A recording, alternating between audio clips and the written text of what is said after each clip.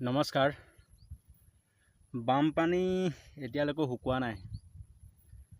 অখিলাই এতিয়াও চিঞৰি কৈ আছে যে আইলা হাবিৰ নে কি গাঁৱৰ পানী এতিয়াও এবুকু হৈ আছে 10 আগষ্টলৈকে। আজি 12 আগষ্ট। আজি 12 আগষ্টত ভিডিঅ'টো বনাইছোঁ।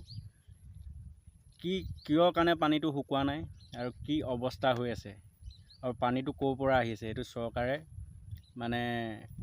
চাব লাগে। সেইটোৱে ৰাইজে বিচাৰি আছে। পানীটো কিয় কাৰণে শুকোৱা নাই আৰু পানী কিয় আহি আছে, ক'ৰ পৰা আহি আছে লাইনটো। মই মামাক এইটোৱে কৈছোঁ, হাত জোৰি কৈছোঁ, এইটো পানীটো আপোনালোকে ব্যৱস্থা কৰক। ক'ৰ পৰা আহিছে পানীটো এতিয়ালৈকে বৰ্তমান যদি নুশুকায়, যদি এবুকু পানী এতিয়ালৈকে যদি থাকে, মানুহবোৰ কি অৱস্থা হ'ব আপোনালোকে চাওক। এইটো মোৰ ফালৰ পৰা ইমানেই ক'লোঁ আৰু ভিডিঅ'টো আপোনালোকে চাই লওক।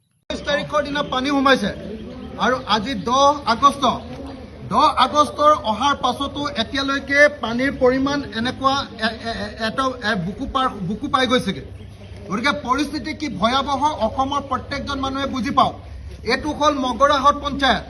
আপোনালোকে এই যে ডিব্ৰুগড়ৰ পিনে যায়, যোৰহাটৰ পিনৰ পৰা ডিব্ৰুগড়লৈ যাওঁতে যিটো ভটিয়াপাৰাৰ যিখন অভাৰব্ৰিজ আছে, তাৰ পৰা শিৱসাগৰ টাউনলৈ সোমাই অহা ৰাস্তাটো জুন স্কাই বুলি যিখন ৰেষ্টুৰেণ্ট আছে, ৰিজৰ্ট আছে, তাৰ কাষৰ গাঁওখন, এই গাঁওখনত আজিৰ দিনটোত 21 দিন হৈ গ'ল। 21 দিনো এতিয়ালৈকে ইমান পানী আছে। প্ৰত্যেকটো ঘৰহে মগৰাহাট পঞ্চায়তৰ প্ৰত্যেকটো ঘৰহে, ঘৰৰ ভিতৰত সকলো বস্তু শেষ, একো নাই আৰু একো নাই, চব শেষ। মুঠতে মই ক'লো নহয়, চব শেষ। তাৰপিছত অসমৰ মুখ্যমন্ত্ৰীয়ে কৈছে 15,000 দিব। মই হাল্লা কৰিলত কৈছে 25,000 দিম। 25,000 টকাত কি কৰিব কওক? চববিলাক শেষ হৈ যোৱাৰ পাছত এইটো কেতিয়াও মানি লোৱা নহ'ব।